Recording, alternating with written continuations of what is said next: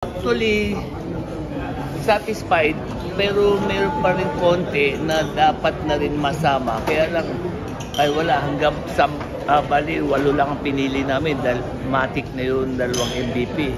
Pero may mga ibang pangalan pa na nasa isip ko na ayaw ko na lang banggitin. Pwede siguro banggitin, no? Pwede sila Racela,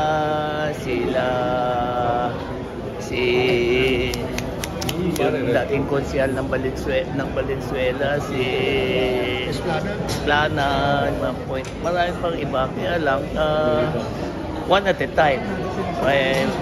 Kung pwede lang, pumili ng hanggang 75, di ba? Pipiliin ko na sila. Kaya lang, sinala namin na ito muna ang deserving. Maybe in the next, sa pagpipilian ng greatest player, kasali na sila. Actually, marami. Sir Atoy, meron daw sinasabing start pa lang daw ng PBA 50, meron daw tayong gagawing selection committee sa greatest teams. Siguro best imports, at saka best coaches. Ano masasabi niyo ron? I haven't heard about that, pero narinig ko, pinag-iisip niyo ako. Pero I'll be happy to join the selection committee again as one of the member.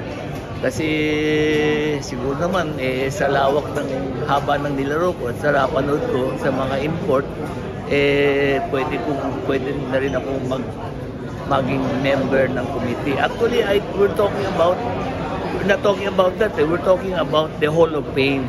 Parang nahinto kasi yung pagpili ng Hall of Fame. Pero parang it's time to revive it again. Kasi marami pa rin mga tao na dapat ma-recognize, even the ball boy, the manager, the coaches, hindi lang players. Kasi sa Hall of Fame, we can choose them. We can select them. Yeah, it's time. Kasi meron tayong assistant na sa team na since they start 75 up to now, he's still there, si Baron. And parang they deserve to be part of sa Hall of Fame. Pag sinabing greatest teams, Sir Atoy, ay, walang iba. Sino ba number 1? Toyota, Crispa? Mas marami kaming championship dun sa kanila. Sorry pero totoo naman during the rivalry, I think we have more championship than them. Kasi yung Crispa, hanggang mag-retired, we got 2 Grand Slam di ba? Ang Toyota, hindi man naka-Grand Slam Sorry sa mga Toyota fans pero marami namang babasa akin ito pero that record shows, di ba? We have 2 Grand Slam kaya I think during that time we're the greatest team.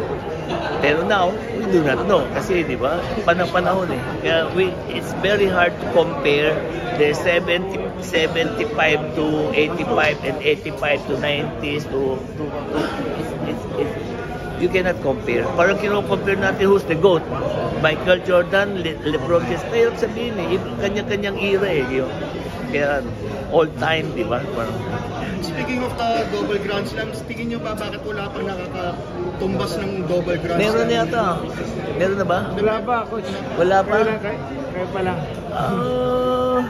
Siguro swerte lang kami yung sa second Grand Slam talagang parang uhaw na uhaw yung team namin at that time kasi noong 82 halos wala, parang isa lang ang championship namin which is lahat kami parang na prostrate, nagutom sa championship, wala kami natanggap na bonuses.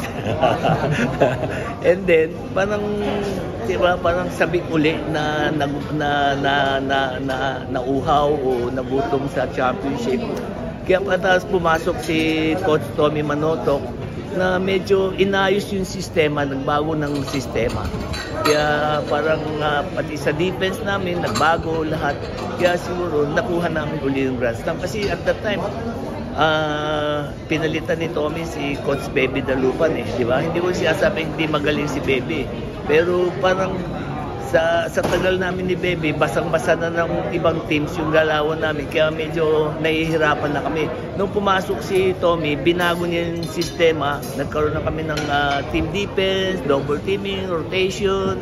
Kaya medyo nakaganda at nakuha uli namin yung Grand Slam.